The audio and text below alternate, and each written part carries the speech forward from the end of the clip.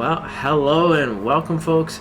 Welcome to Global Racing League MX5 Cup Challenge. My name is Michael McLeod, and I actually am going to be joined with a special guest for the evening, Dan McFarlane. Say hello, Dan. Let's see if your voice comes through just fine. Hello, everybody. Hey, Mike, thanks for having me. Super Perfect. excited Okay. to be here.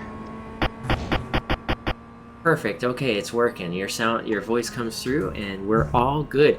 And for anyone who doesn't know who Dan is, Dan previously raced with us in our Porsche Cup Challenge Thursday, and I think you joined us for some Sunday Euro Race League nights as well, afternoon for you. And so that's a little bit of a history of Dan. And now you're also looking at trying to break through into commentary. And so I thought, hey, why not bring you on over here?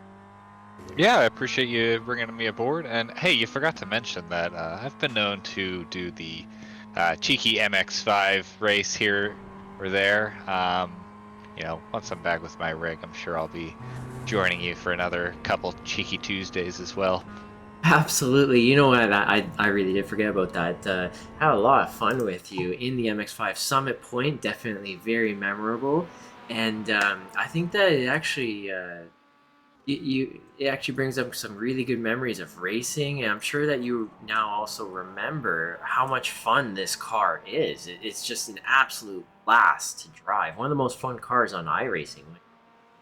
Oh, definitely. I mean, this car is so underrated. I know a lot of people join iRacing, they're thrust in the MX5, and they just want to get out of it. They just want to get out of rookies, and I just think that's not really the best approach. This car is amazing. It has some of the most fun racing that there is on the service and in real life. So, I'm super excited to be joining you here, especially at VIR North Course. I mean, this is an incredible track.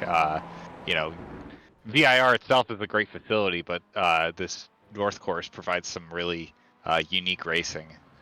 Yeah, absolutely. So this evening, this is going to be the endurance format. So do you remember our endurance format for the GRL League? You'll have to give me a refresher here.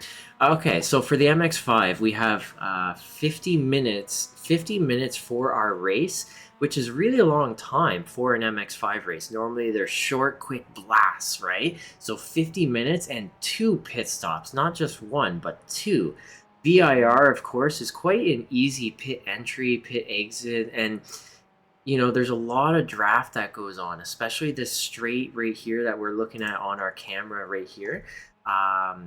So there's a lot of ability for these drivers to catch up to the car ahead, even though they have a lot less pace. The draft very strong in this car, if you remember. Definitely, it's this was definitely going to be a draft heavy race with that huge front straight. I think we're going to see a lot of guys try to make some daring moves in the turn one as well, trying to break the draft. Oh yeah, so there's going to be a lot of defending. You really have to choose. Do you trust the guy behind you and not defend and take the fast line? Or do you not trust the guy, throw the defensive line and lose a little bit of time and take that risk of having the third, fourth, fifth car way back behind you catching up? So it's going to be very interesting to see how all these drivers make those decisions as this race goes on. Yeah, and one thing I want to call out, Michael, it looks like a majority of the field here is covered by just 1 second. So I think it's going to be a really close race across the board. Holy smoke! Oh, this is gonna be intense. I think Christian here, he's just doing some of his qualifying laps. Normally, he's quite quite a fast driver. I think he's just having some bad luck right about here. You hopefully you would be able to actually, in the meantime, pull up who's the champions so far in this season for amateur and the pro division, and walk us through all of that as we're going. Sure. Pulling up the MX5 standings right now. Look at that. I like having a secondary guy because then I don't have to do it. You know, and back through this back stretch that we're watching right now, on this is a blimp camera, so we're really, really, really high up. You can't really see the elevation, but you also sort of can. Let me see if I can actually get. There's a better view of that elevation through the final few sector pieces there of this track. But anyways, so much of this track is just full throttle, and then a little bit of a lift, and back to full throttle. So the draft effect is going to be huge as this goes. So I'm now going to pull up that qualifying grid. Let's see. No. Let's pull. Oh boy, here we go. Here we are. Okay. There is my overlays working correctly. Thank you. Andre Navarro, congratulations for pole position, taking away from Chris Lim. Chris Lim. Okay, so the overlay is saying who? Chris Lim. We're gonna go with Chris Lim for now until we can get more confirmation on if there's more missing in his name. So Chris Lim just barely off that pole position from Andres Navarro. Tom Peters, not even 2/10 behind in third. Anaf Sharir. Dan, can you help me with this? Anaf. I want to say it's Anaf Shariar. Oh, there we go. Anaf Sharir. Ivan Ho. That one's easy. Thank you. Vlad Sanchez, Franco Aguirre. I had to learn that one the hard way. Why am I missing some names here? There we go. Okay, here is the order. Ivanhoe, Vlad Sanchez, Brandon Lynn, Franco Aguirre, Jonathan Rodriguez. Then we got Blake Carvery, Christian Rojas, and Anthony Farmer, I believe, at the very back. Why are my overlays not working? Okay. Okay, everyone is now... Sorry. Engines fired. Let's get racing. Green flag, green flag. Okay, engines are fired. Everyone's going. Red light went up. The green lights are gone. And here we go, going into the very first corner. Andres Navarro has a nice lead into turn one. He had a really great start. And there's Tom Peters. He is now into second. Let's pull up this overlay so that we can get the biggest losers, winners, movers, shakers into our first few corners. Following along with Tom Peters there. Oh, we're switched up. But yeah, it looks like everybody's pretty clean so far. Some 3 wide action into turn 1. But, you know, we all made it out safely, so we love to see that. Absolutely. And here we go up. What are these corners called? Is this the roller coaster, is it? I believe this is not the roller coaster, but let's call it the middle sector for now. As they kind of come down in what would, if they kept going straight, that would be the S's up through there, but instead they take the north course, they take that right-hander, and they start to come up the hill here. It's straight, it's deceptively straight. You know, you can keep it pinned, but you do need to be very accurate with the way you place your car and the way you turn your wheel. Looks like everybody's getting through pretty nicely, though. Yeah, everyone is behaving, absolutely behaving with this very long race. You can see that the first, first 4 cars, so there's Andres Navarro, Tom Peters, Chris Lim, and Ivan Ho, very much locked in that 4-way battle for the lead. And so where it's going to get real interesting, I think, is for P5. P5, Brandon Lynn is absolutely sending it on Parvinder Ledar up the outside. It looks like Parvinder with a little bit of a yield to let him by and not lose too much time, wouldn't you say? Yeah, just playing it smart at this stage of the race. No need to be sending it deep on the inside there. You know, it's a 50-minute race. Don't try to throw it away in the second lap. But they are getting a little stacked up here as I see Vlad's going for a little move on the inside there. Not able to make it stick, but he's going to hang just in the wheel tracks of Franco here. And it's actually, look at this. I think Brandon Lynn might have made the right decision, and maybe Parvinder, I'm not sure if he did, because he's now being challenged by our Anaf for P6. He's being challenged as hard as possible. Anaf wants that spot. Being down 2 positions after that first lap, that has gotta hurt. You know, that somewhat bruises the ego sometimes when that happens, wouldn't you say? Oh, absolutely. You know, you can kind of tell he's driving in the mirror a little bit. Probably just a little shaken up from that move there. But, you know, as this race goes on, I'm sure he'll settle in, kind of find his rhythm again. But yeah, this is a nice little stack up here. Should make things interesting coming down the front straight. As Vlad's looking to make a move, kind of loses momentum there, and he has Franco on his rear bumper. I think we're gonna see just how powerful the draft is here. Oh, and you know, if you look at this, look at the timing tower from P6 all the way to the very back. Everyone is absolutely connected. And here we go up the outside. There goes Anaf. He's got that position. A little further back, Vlad Sanchez. Is he losing position? He's gaining position. I think he's exactly where he was going into that corner. Now, if you were at the very middle of this pack, what would you be thinking right now? What would be your game plan? You know, I just want to stick to the racing line. You know, if people want to pass me, that's their decision. You know, I want to stay calm. No need to be picking up any 4Xs or any damage at this stage. You know, just kind of, I want to get a feel for what the competitors around me are trying to do with their cars. Absolutely, that really makes sense. And it looks like Anaf got the lead of this pack. That is a dangerous place to be, I gotta say. You know, you feel comfortable in the lead of a pack, but also so uncomfortable all at the same time. When you say, yeah, you know, if you're in this position here, you really want to try to run away. But like I said, that front straight's going to make it really hard. So you better hit your marks. Don't think about the guys behind. Just head down. Keep moving forward. And here's Anthony Farmer. He's at the tail end, the caboose of this massive pack of cars. Everyone's still very much in contact. That draft will pull everyone together into that vacuum.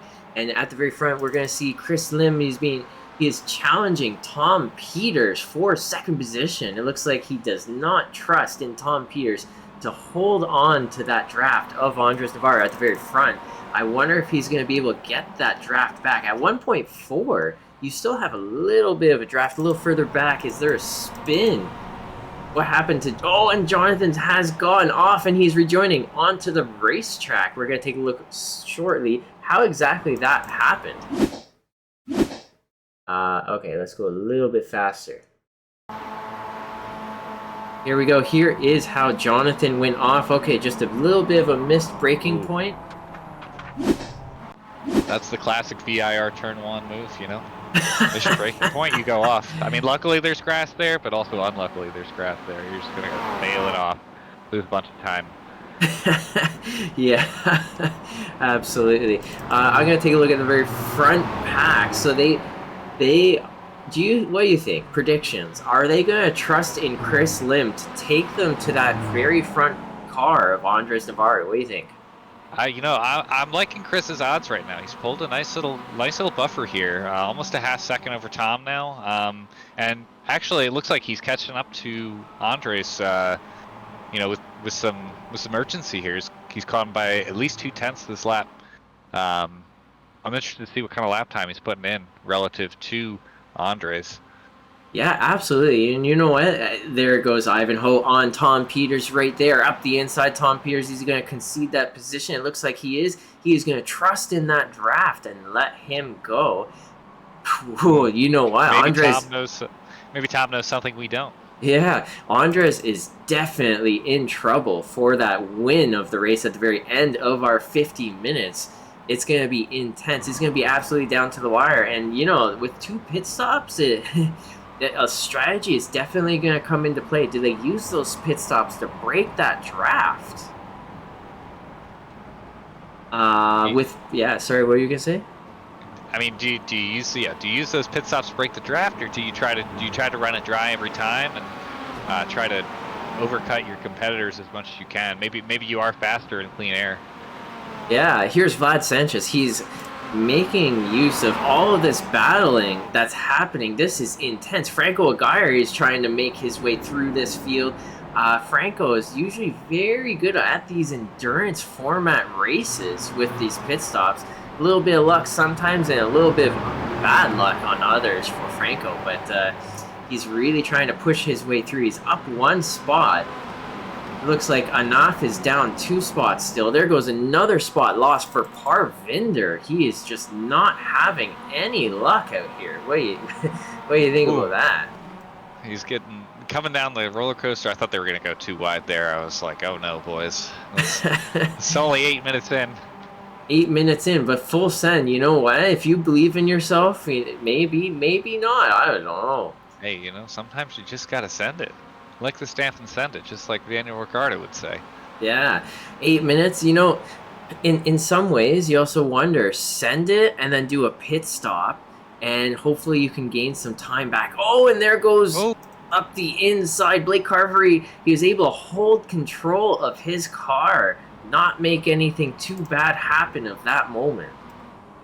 Yeah, it looked like Blake got a little out of shape there. Maybe braked later than he thought. Ooh, and it looks like for Ivan there, that could possibly be a slowdown. Keep an eye out. Maybe, but let's just take a look at quickly. How did that moment happen? A little faster. Why is that happening to me? Anyways, so Ivan lost control of the car just a little bit, and that forced a 2-wide situation back to live here, because now you can see Ivan has basically he has given up that advantage of the draft in that very moment. Yeah, and it's such a tricky turn. I mean, that's NASCAR bend slightly off camber, very wide entry to that left-hander. You really trust in that rear end to kind of stay stuck to the ground there, and when it doesn't, that's what happens. You know, you give a nice run up to the guy behind you coming in that middle sector there, and we saw what happens thousands of times on iRacing every day, and in real life. Just messing up that corner can really cost you. As we see now, Chris has really caught up to Andres now, 3/10 off of him. Looks like he's shaping up to make a move here. I think I also spoke too soon. It looks like there must have been a mistake in that lead pack group. Oh, here we go up the inside. Car number 1, 2, 3 of Anaf up the inside. Vlad Sanchez battling back with the nice. over-under. Is he going to be able to keep that position? The shorter distance traveled will prevail. Oh, he goes on the grass. Vlad Sanchez, is he going to have this position? Is it finally locked away? I think it is. And there goes Anaf. He is traveling down the order. Now 4 positions lost from where he started this race. Oh, man. And, that's just, they're trying to be as respectful as possible, give each other space. I can appreciate that, man. He took the slowdown there. He did not have to take that slowdown. Bit of a shame, but it's still nicely packed up right now, so I'm sure Anaf will be right back in the mix. Absolutely. The draft will always bring you right back, and there was Franco Aguirre going up the inside on Vlad Sanchez, as we saw as well, in that hairpin. The uphill, off-camber, funky hairpin. Just a really nice pass. I'm really starting to wonder if Franco is going to be able to catch Brandon Lynn. I actually would put my money on Franco being able to catch Brandon Lynn. I think that the pace is there for Franco. He's up 3 spots already. Brandon is up 3 spots. That plaid car right there. Look at that beauty. So we're going to have to watch. The pit stops will be coming, I think, around the 15 to 20 minute mark. Is that... Oh, as Vlad goes up the inside again? Oh, and a little nudge there. And these Franco not happy with that move, but hey, I think it was fair. I love to see the racing in these cars. They always produce phenomenal racing. Absolutely. And it's one of those moments, do you trust in the guy that's ahead of you, or do you battle him back and try and take that position? Because as you know, Dan, you've done a lot of racing. Oh, and Vlad! He's got to hold on to it. He does. Wow, look at that. As you know, Dan, every time you make a pass, you're going to lose a little bit of pace. And when you lose a little bit of pace, you risk losing the overall win of the race. So you start having to battle in your own mind. Do I make a pass or not? Am I right? Yeah, and they're just bleeding time to Brandon right now. I mean, it's a great battle. I'm really enjoying it, but I know if I'm Franco or Vlad right now, I'm saying, all right, let's not fight. Let's kind of keep it moving here. But you know, clearly they still need some time to sort that out. And Parvinder here is now 8 positions down from where he started. That is gonna hurt. I like the paint, the livery on this car though. Absolutely beautiful, wouldn't you say? Oh yeah, I mean, you know, you love everybody's liveries. Everybody does such a great job, especially for these league races here. I love the blue spec map on that thing. It looks amazing. Hopefully he can kind of settle down now that he doesn't have anybody in his rearview mirror. Here we go into turn 1. Franco and Vlad once again. Franco on the outside, Vlad on the inside. Is there going to be an over-under? Is Franco going to be able to make this one happen? He is still too wide as he's coming out of turn 1, 2, and into 3. Here we go. Is the momentum on the outside line going to work for Franco? Tiny bit of aero damage. This corner you definitely do not want to be. Oh, and no. There goes Vlad. Vlad. And that messes all of them up. Looks like, you know, no harm, no foul there, but you know, that's the nature of the beast. Get that rear end rotating a little too much, and there she goes. Absolutely. Now, luckily for these drivers, we do have fast repairs. So Franco, even though he has a tiny bit of damage, I don't think that's really affecting these cars very much. These cars are quite robust, very lucky in that regard for the racing that takes place, where they can bump and bruise and hopefully not spin through all of the little contacts that they have. So the fast repair is also going to help and get his car right back to where he wants it. So there is Vlad Sanchez. He is now behind Enough. Oh, and Vlad messing up Hogpen there, giving a great run to Jonathan there. Oh, and Jonathan's going to have the inside line into turn 1. Vlad Sanchez is going to have to battle it off around the outside. And it looks like Blake Carvery is also going to have a chance to go up the inside on Vlad Sanchez.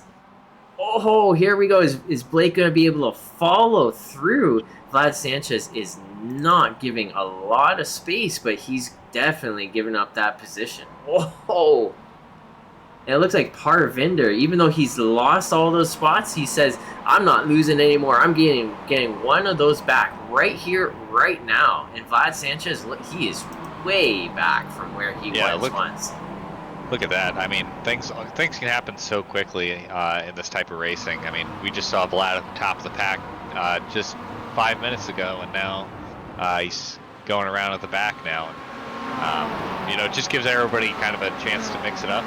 You know, our friend Parvinder getting one place back, making his way back up now. Hopefully, I'm sure Vlad's going to give him a run for his money. Oh, super wide out that exit. Yeah, Vlad is absolutely sending it right now. Yeah, makes you wonder, how long are these tires going to last for Vlad? At that rate, not very long. Yeah, you got to be nice to these tires, man. They're pretty sensitive. You don't, especially once you get them hot, this car just wants to rotate on you, and that's not a good thing. And you know what? I think you know this too. Is even though this car is light, and a lot of people say, oh, the tires don't matter, just drive it. It really does. After 5 minutes trying to overdrive this car, it's noticeable the difference it will make. Yeah, and you know, with a 50-minute race here, you just got to be a little careful, be a little smart about how you spend your tires. If we catch up to the leaders now, it looks like Ivan and Chris are going at it. Ooh, in a NASCAR bend, getting muscled out of the way by Chris. So Ivanhoe is up 3 positions total, now challenging for the win of the race after the 50 minutes is over. Of course, there's still a long, long way to go before anyone can be declared the winner. But yeah, you know what? It's the place to be. These top 3 drivers here that we have, any one of them can has the chance to win. Even Tom Peters, he is not far off. He's definitely there, willing to pick up the scraps. For anything that's left for him. What do you say? I like where Tom Peters is at right now, and I'm sure that Andres up in the lead right now is looking in his rearview mirror, watching those 2 guys battle and cheering him on, because Just making him a little bit more safe. But, you know, the aggression, especially in these endurance races, they stay glued like this. We'll just see the aggression meter come steadily up over the course of this race as we get towards that end. It's just gonna increase and increase and increase, Yep. and oh, you know, lap after lap. How long can you just stick behind a guy and have that patience? At some point, you say, "Man, I want to be a racing driver. I'm gonna go for it." And yeah, sometimes that's when the trouble happens. Oh, and there goes up Oh, the. there's a send and a half. Oh no! And it looks like Chris just sending a little too hard on Andres there. It's a bit of a shame. Little bit of a damage on Andres Navarre, and luckily, is someone in the pits right now? No. Okay, so Blake is in the pits. Oh, he missed his pit stall. Oh, that is gonna hurt him a little bit. Anyways, let's go to the very front of this race. Ivanhoe is now at the very front. Let's take a quick look. I want to see how did that happen. Where is my replay? Okay, here is a replay of exactly how that took place in chopper view. So up the inside, Chris on the inside there, and a little bit of, in the blind spot. I would say that is the absolute blind spot of death, wouldn't you say? Yeah, I mean, very optimistic by Chris there, but situational awareness, I think on both of the drivers there, contact probably could have been avoided for both parties, but you know, it's not for me to say. I'm not a steward here, but I wouldn't be too happy if I was Andres. I'll put it that way. Yeah, you just gotta sometimes. He's coming into the pits. There we go. There goes Andres into the pits. So he is going to use this fast repair. That is a very smart move. So Tom Peters is now in the lead of our race. He's in the very front. Chris is going to be in second. For how long, we're not quite sure, because he's going to have to roll through his pit stops, just like these guys here. Do you think Tom's been fuel saving? I would say no. I would say no, personally. So here, I'm going to pull up real quick on our timing tower who has taken a pit stop and who has not. Is that doesn't say, oh, come on, really? Oh. Hit lap, here we go. There we go. Now you can see exactly, here we go. Okay, so is there some speeding in the pits penalties? Andres is still sitting there.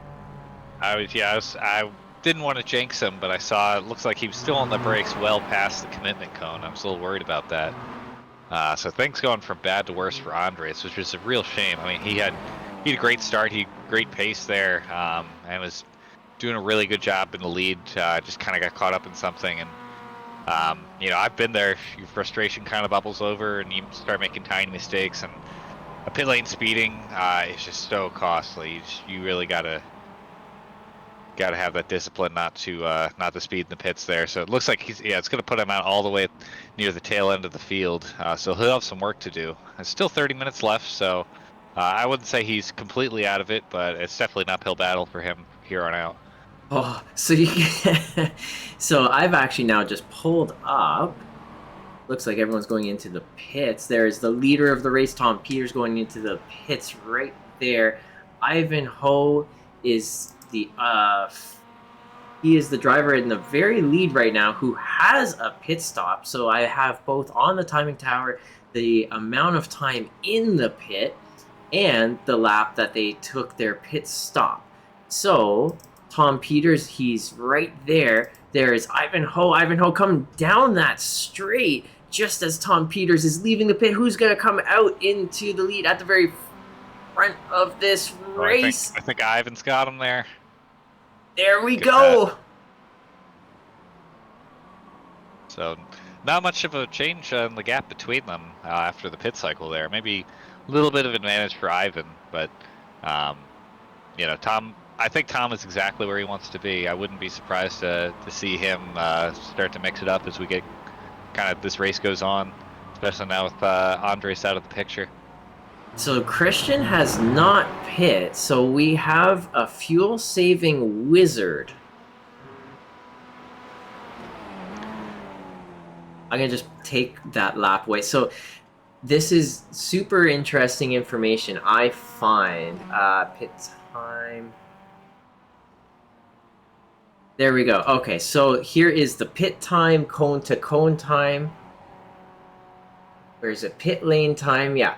So the very moment, so the first time that you see on the timing tower is when you enter the pit lane before you hit the cones. The second time is the time between cone to cone. Does that make sense? That first time is the total time in pit lane, you're saying? So as soon as you go towards the pit lane and enter that pit lane while you're still going full speed, that's the very first time. The second time is between the cones. Okay, I see. So I think what is standing out to me most here is Blake Carvery, 44.6 and 18.1. That's a lot shorter than most of the field here. I have to wonder if he's got some sort of grand strategy or doing something we don't know about, but really interesting to see that. Absolutely. I'm going to pull that down so that you get a little bit less confused, because you know what? That is a lot of information to look at. Blake Carver getting passed by Anaf Sharir. Pick it up for me here.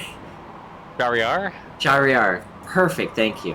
Anaf Shahryar making a pass on Blake Carvery up into turn 1 and able to hold on to that position. Christian Rojas, he was up 6 or 7 positions, and now after the pit stop only up 4. So it really did make quite a mix, wouldn't you say?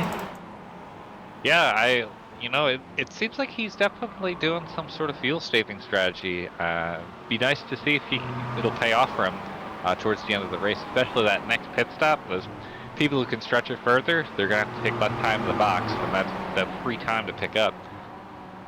So come back to Vlad and Parvinder here. So Vlad and Parvinder both have been shuffled to the very, very back, just through some unfortunate bad luck, some over driving of the car and ruining their tires early on. So 25 minutes in, they're both on a race to try and recover what they've lost, especially Andres Navarro with that pit speeding penalty. Oh, that is a painful place to be. You know, I think that I'd have to be worried that he's a little bit in his head going through all of that, wouldn't you say? Well, if you're in your head out there alone on the track, gives you some time to think. Maybe replan it. Gives you some time to think. Savage. Listen, I've been there before. I'm speaking from experience here. Oh, and a little hip check there from Blake Carvery. Not sure if that was intentional, but very unfortunate. Looked like, that's going to be day done for Anaf Shahryar. Maybe not. Let's take a look exactly how that took place. So here we go into, you said it's NASCAR corner. It's a very tricky corner. You sort of have to hang that rear end out to dry. Oh! So I think actually, I don't know. That was a tough one. I'd say. So here we go, actually in a little bit of a slower motion just before we go back to our live action, because you know what? That's a very interesting moment. Enough taking a really good line here. I think he's trying to do the over-under, and Blake is within his right to be there. I get what Enough is trying to do. It would have been a brilliant move, but looks like Blake just putting the car where it needs to be, and that's really the name of the game. Unfortunately, the car needed to be in Enoug's way. I really have to feel for him there. It shouldn't be like that, but that's racing sometimes. Absolutely. Here on this lap, I'm going to show you guys for the lead and the win of the race at the end of our 50 minutes. Tom Peters here and his last 3-4 laps. Chris Lim in the last few laps that he's had. Just to see what is the pace difference between these drivers. I see in our Twitch chat, so enough says, nah, good move, just didn't see how much speed he had. Makes sense. Anyways, back to the live action for the battle of P1 in the race. Here is the lap times of these two drivers. So I would be leaning heavily towards Chris in this situation, wouldn't you? Well, I did see Chris come out of the pits ahead of Tom, and it looks like, you know, now that I'm thinking about it, did something happen to Ivan? I thought Ivan was in the lead. Was I? That's a good call. Ivan went off the track. Okay, so I'm going to have to take a look at how did Ivan go off the track. I'm going to take a look at that in a second. And as we watch Chris Lim make a pass on Tom Peters, looks like Tom Peters is just going to hang out in his draft, taking it easy. So what happened to Ivan? Here's Ivan. He was in the lead of the race, as you said. Woo! Off he goes. She just keeps on going. That's a shame for him. Absolutely. Looks like he was able to rejoin cleanly and get back going, and I can already see that gap starting to come down. It's 7.5 seconds, pretty hefty gap, but it seems like Ivan's got the pace here, so gonna be keeping my eye on that gap as this race goes on. But Chris definitely starting to stretch his legs over Tom again. Let me see if I can pull up car number there. So there is the track map. It's a little bit large, so I don't like to leave it on there for too long. So the car numbers are what will be showing on our track map. Andres Navarro's 405, so that speeding in the pits penalty has put him half of a lap behind. That is a tough one to swallow. That's so punishing. I mean, but when you look at it like this, he's way back there. But one interesting thing, you know, despite us being 30 minutes into the race now, I mean, people are still kind of grouped up. I mean, look at the gaggle with between Christian Rojas back to looks like Jonathan Rodriguez. Everybody's bunched up together. I'd love to see it. Absolutely. So Franco Aguirre, being very aggressive early on, has able to get himself up into P5. And he is now on a little bit of an island. Here's Christian Rojas trying to break the draft slightly to the cars behind. Blake Carvery being challenged by Vlad Sanchez, who wants some of those positions back into turn one braking zone as the car's noses dive down under braking, rotating into the corner, and Blake Carvery able to come out ahead, slightly ahead of Vlad Sanchez. Vlad Sanchez not able to get that position off of car 902. And you know, Vlad going for it into here, just showing the nose. Not just saying, quite. Hey, I'm here. Just filling the mirrors. He is just trying to make himself visible. And every bit of moves that they do, here we go. Vlad Sanchez making a pass in a very unconventional way. I think that... I've not seen many passes out of there, but man, that was awesome that he was able to make it stick. Oh, wrong guy. There we go. And that was Parvinder being challenged by... Who is that? Car 333. Nah. Is that 333? I believe that's car 331, Jonathan Rodriguez. Okay. So he's one lap behind, I think. Oh, okay, I see. So, I mean, lap cars, he has the right to be there. You know, when you're a lap car, you kind of expect that, you know, you won't get it in the way of any battles, but you know, he's definitely within his right to be used the track there.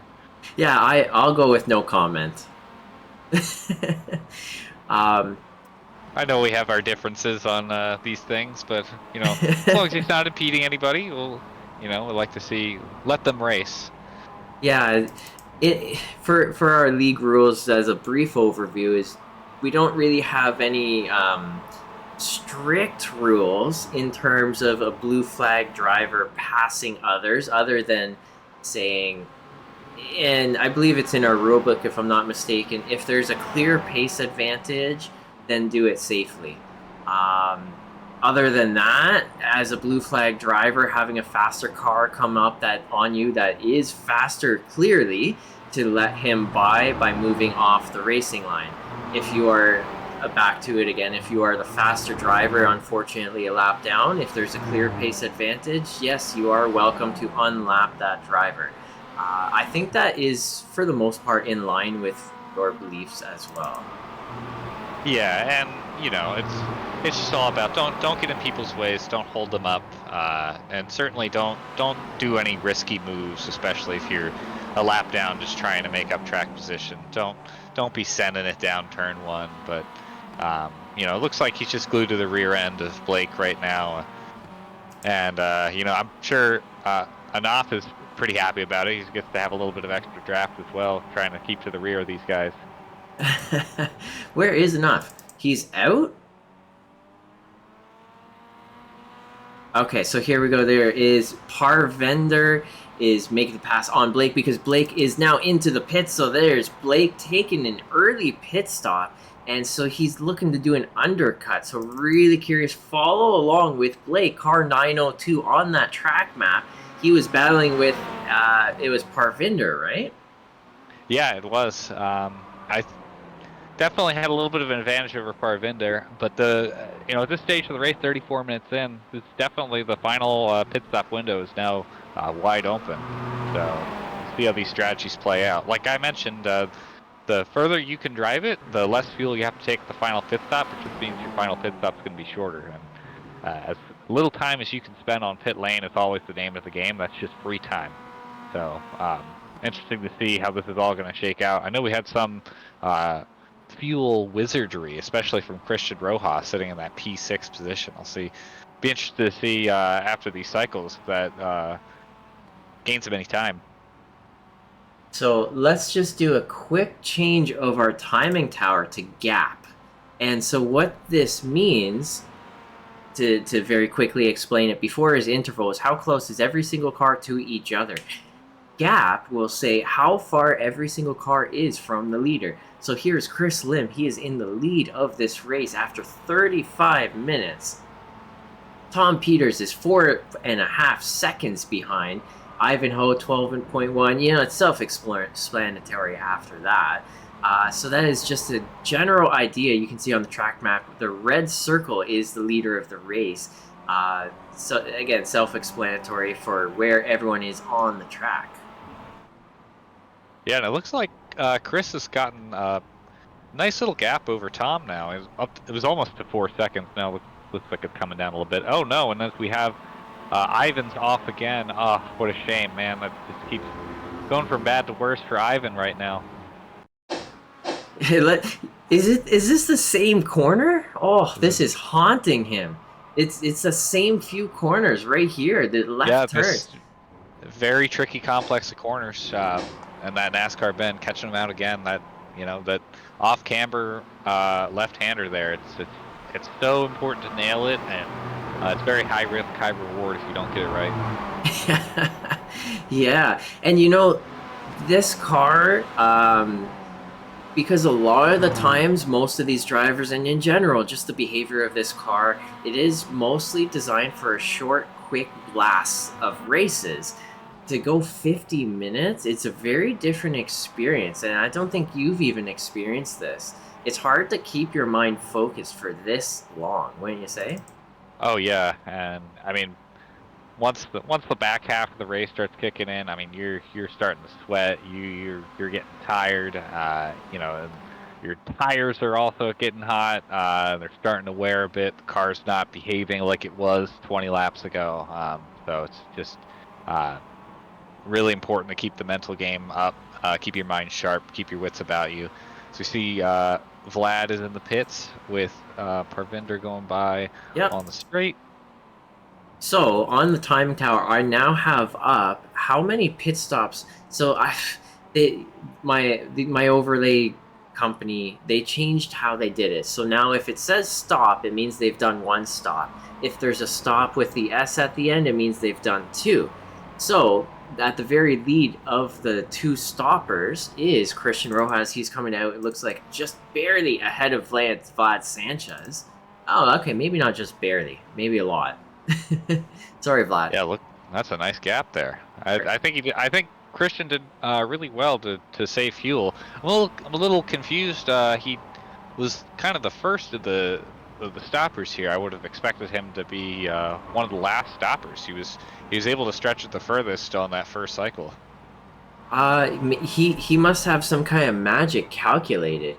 I see in our Twitch chat. Yeah, I bet everyone's cooking their tires right now. Everyone's 2 seconds off their fastest lap. So, with that said, we have when everyone's pit stops are. I'm gonna just take a quick look. What is everyone's fastest lap of this race? You want to find out? Let's see. Best time. Here we go. What do you say? Any surprises? I mean, I just kind of still sad for Andres here. 36.1 fastest lap. That's at least a couple tenths clear from the next guy. But overall, they're all pretty close. But yeah, I mean, like you mentioned, you're not going to be in the 36s at this stage of the race. No, sir. You're just hanging on, making sure you don't kill any more of the tire than you already have. So with that said, I actually have the power, the magical power, to bring up what is everyone's last lap. So now you can actually see in a direct comparison what is everyone's last lap and what is everyone's best lap. How much has that pace dropped off? There you go.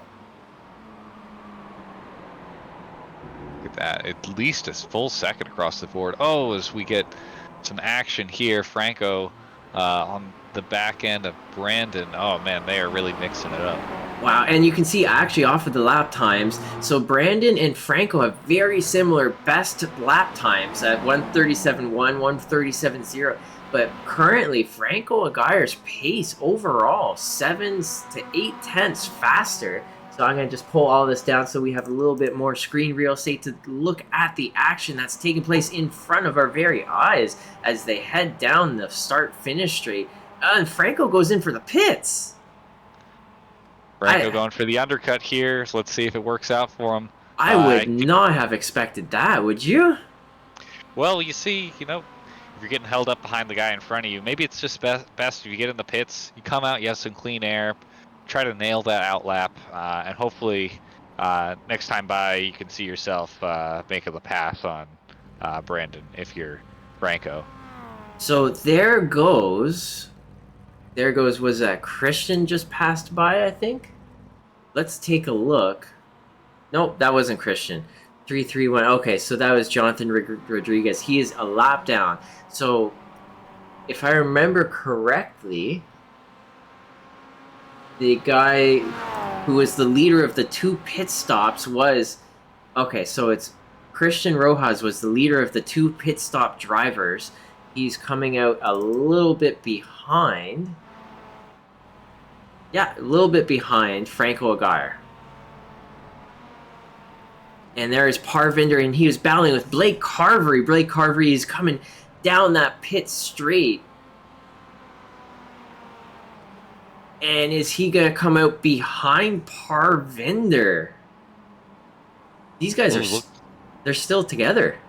Yeah, I mean, they've been together this whole race, and Parvinder's going to get the advantage for now, coming out of the pits. But tires might be a little cooler than Blake's, but Blake definitely is going to have a little bit of momentum, and especially now, 41 minutes in, we're starting to get down to the wire.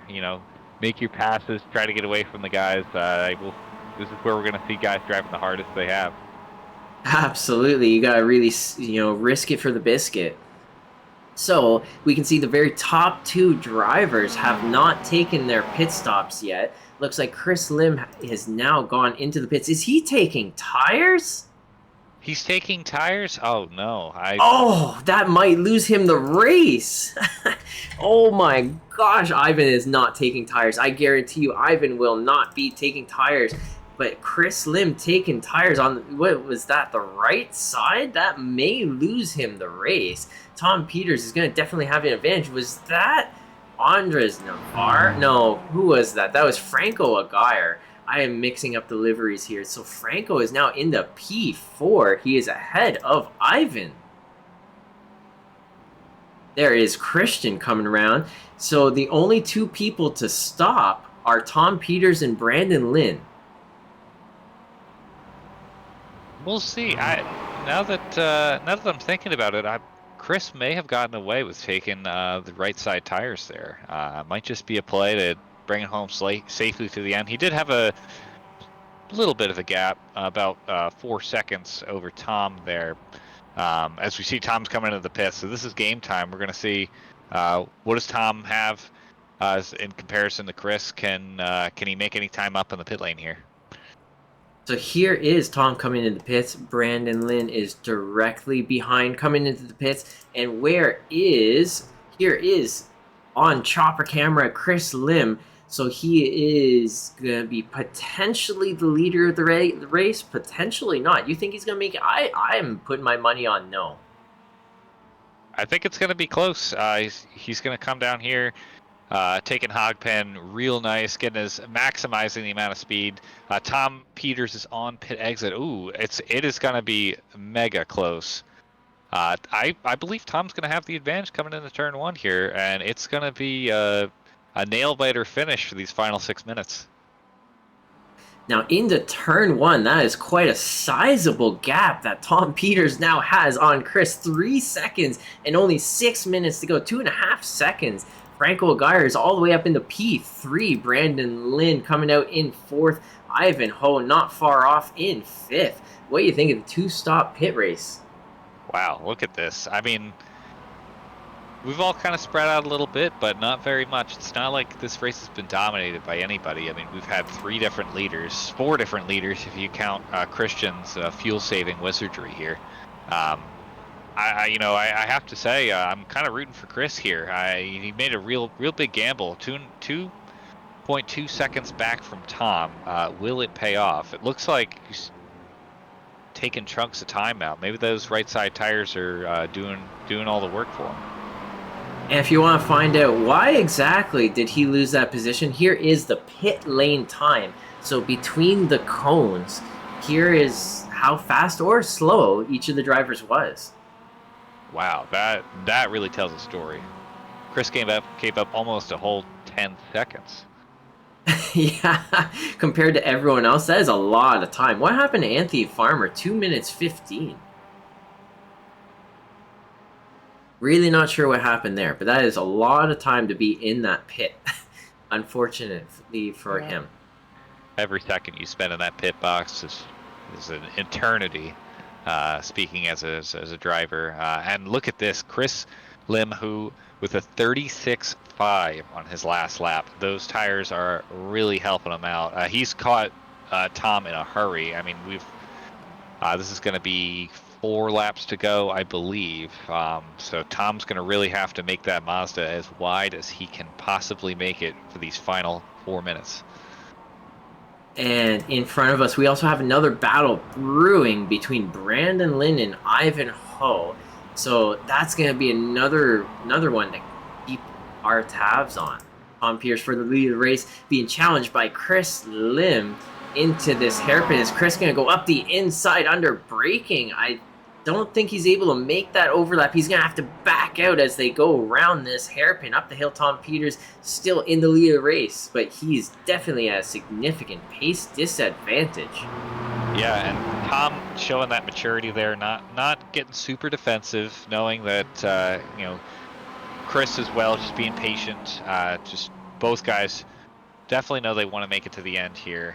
They don't want to do anything silly, but it's going to be an uphill battle for Tom for sure.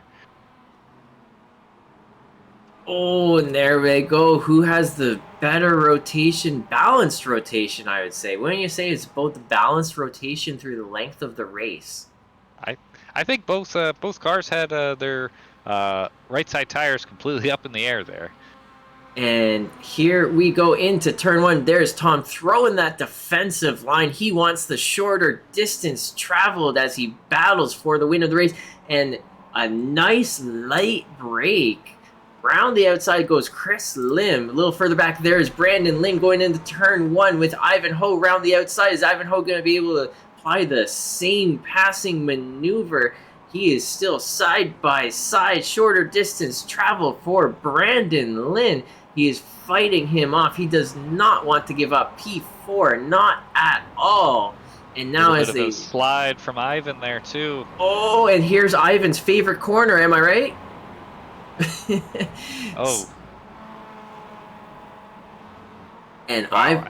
Ivan able to stay ahead. But you know what? Look, just a tiny bit further back. All of that battling and that slowing of their pace because they're going too wide. Look how close Christian is now. Yeah, Christian's in the hunt. He's just waiting for somebody to make a mistake here or just fight too hard. As it looks like we're going to be coming to the white flag this time. And Chris is really, that gap is building over Tom there. That pass into turn one, I just have to say, that was a fantastic pass with authority from Chris Lim Hu there. You know what, let's just take a quick look at that one again with the chopper camera and Chris's pass for the lead of this race and potential win of the race if he can keep it together. Look at that. Wow. Tom did everything right, but I think those new tires for Chris are really paying off. Yeah, maybe the secret is take the tires. That's the gamble of the century there. Absolutely. So here is Ivanhoe. He is still being chased down by Brandon Lin. Christian Rojas in the background has caught up to Brandon Lin. So is Brandon Lin at risk? What would you say? It's going to be tight for these last two passing zones here. So we've definitely seen Ivanhoe blow his tires apart, put them back together to blow them apart again. So does that mean he's at risk for being passed by Brandon once again? Maybe, maybe not. Christian absolutely ready to pick up any of the pieces. Here we go. Here we go.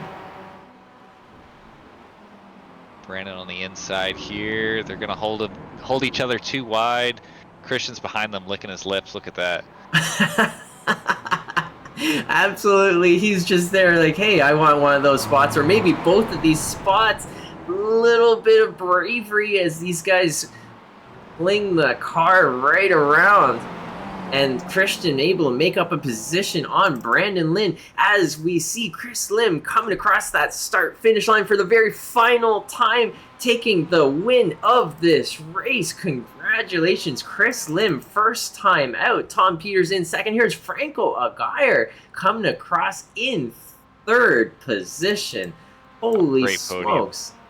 And here we go, a drag race to the, it looks like Brandon's got back around Christian here.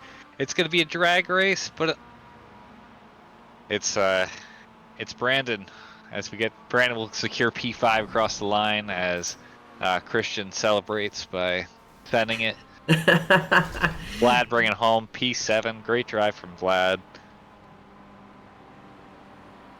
And there's where Andres ends up in P9.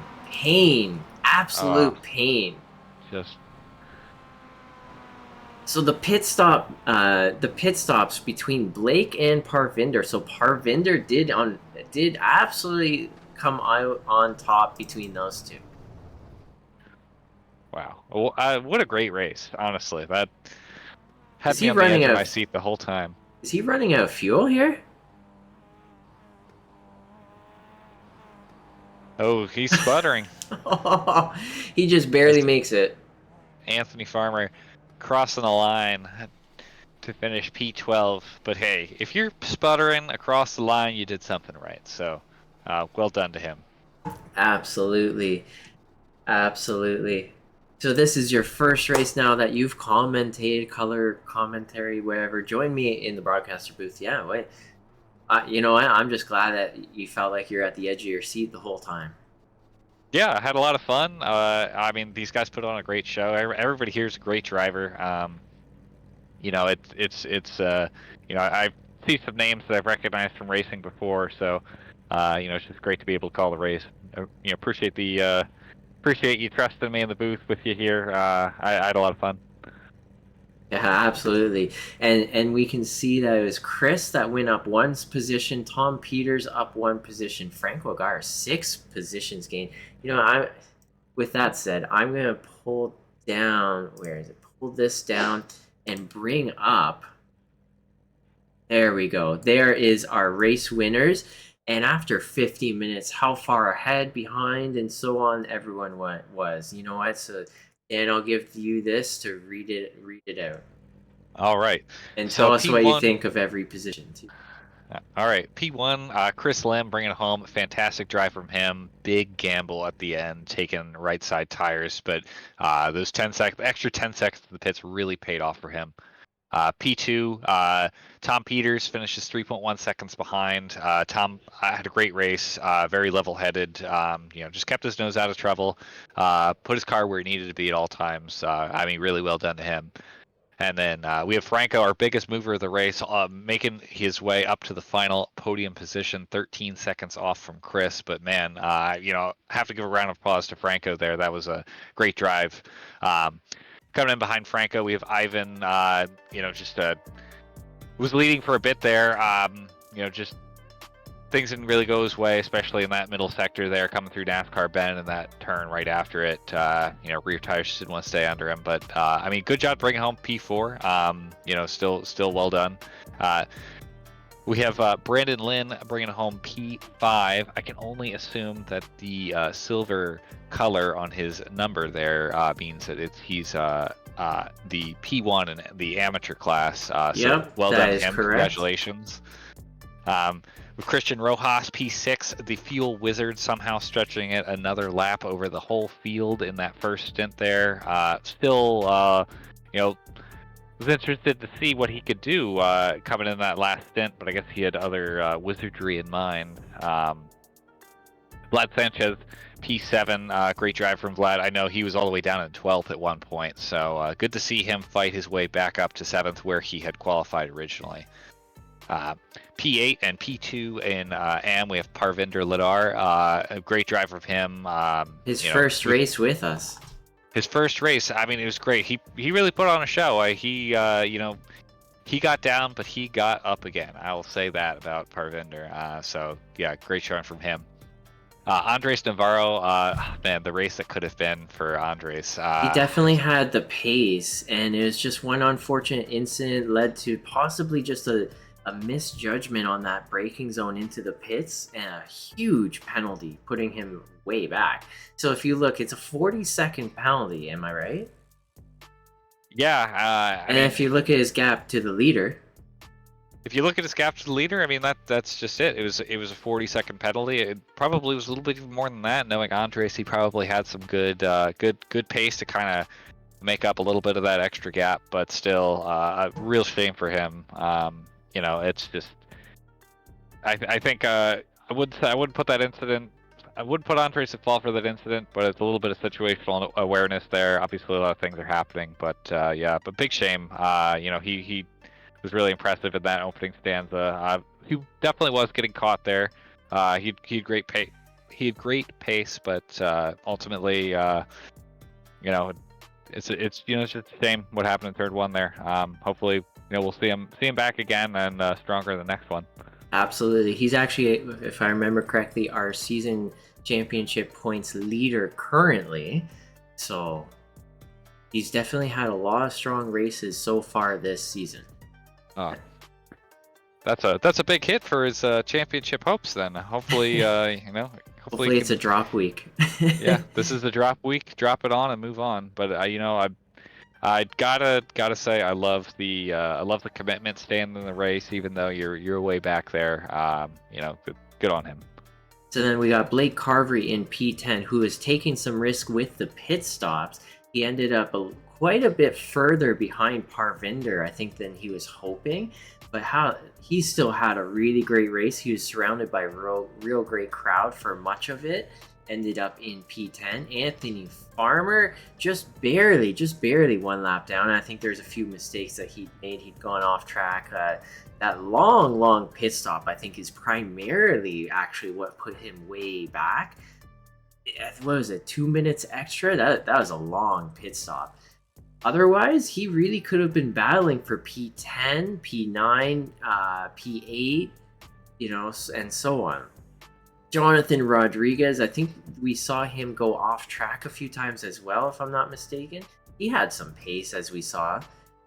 Just unfortunate moments, You know how that goes. You lose focus just a little bit, and all of a sudden, oopsie daisy, and that's isn't that the lovely challenge of the longer races?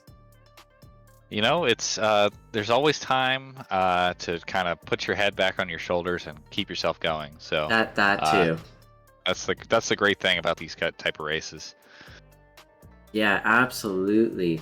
And then Anaf, it looks like he retired early. Yeah, the big incident for him in NASCAR just caught the back of Blake Carberry's green Mazda there and sent him right off into the barrier.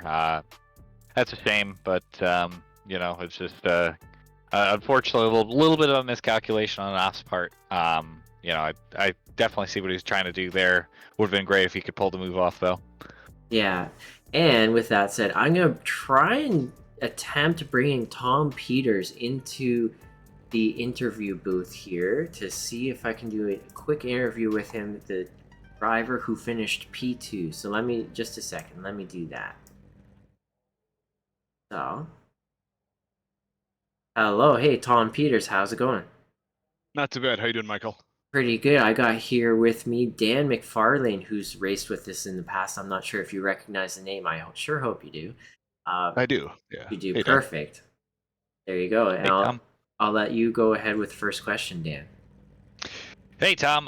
Yeah, a great race. I saw in the opening stanza there you were kind of up in the mix, and it seemed like you kind of went back a little bit. Can you walk us through what happened in that first stint? Yeah, I just felt I didn't have the pace, and I kept losing time in essentially that final turn. And I just knew like with Chris and Andres that they had the pace on me. So my strategy was just kind of hopefully try to draft with them and stay in the front pack and use the draft to my advantage. It didn't work out because I continued to make minor mistakes that kind of put me out of that draft situation. But I knew early on that I was going to be able to keep them behind me, so I was just trying to keep them close in front. Didn't pay off. I ended up too far back, but that was at least my thought process at the time. Yeah, absolutely makes sense. And yeah, Chris, it looks like he actually took tires and was able to make good use of that. I'm not sure if you had noticed that.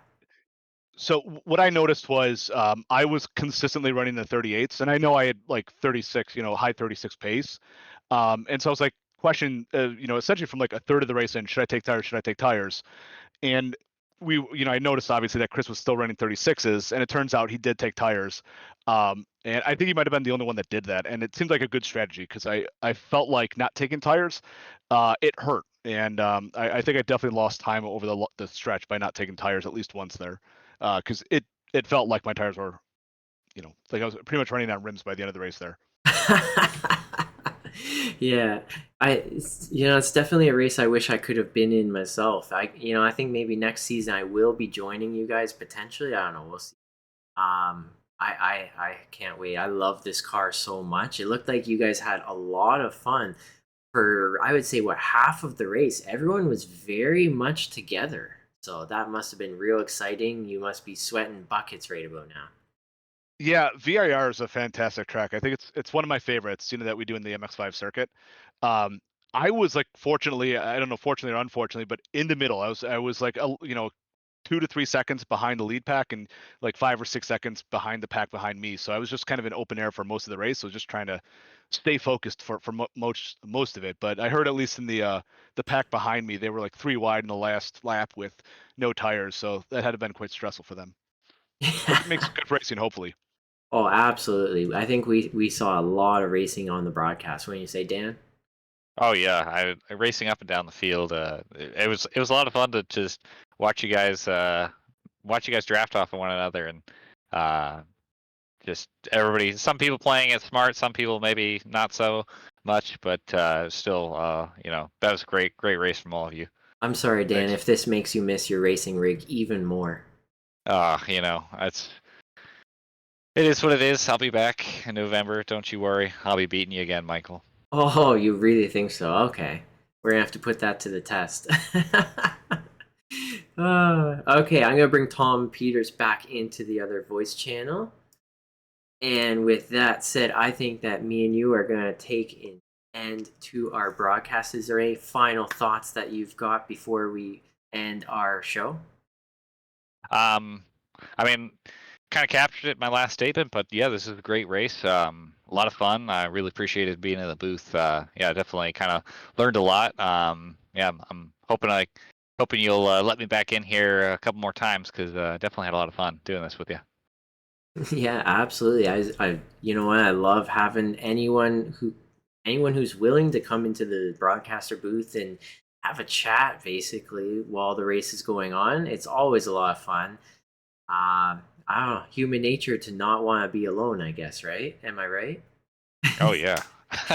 So we'll see. Yeah, definitely have some more MX. I mean, MX5 is just so much fun to watch. Just it's always the spectator favorite whenever it comes to any real life circuit. People line the stands along the track just to see those crazy MX5 drivers, and we definitely got a healthy dose of that here at VIR today. Yeah, we really did. And with that said, this was round 10 of Global iRacing League MX5 Cup Challenge. And with that said, that is going to be the end of our show. I'll see you guys all next week at Okayama. I believe it's the full track, and it might be an endurance race as well. But I'll see you guys all next week. Have a good evening, have a good day, have a good morning, afternoon, whichever you're in, and I'll see you guys all later. See you later.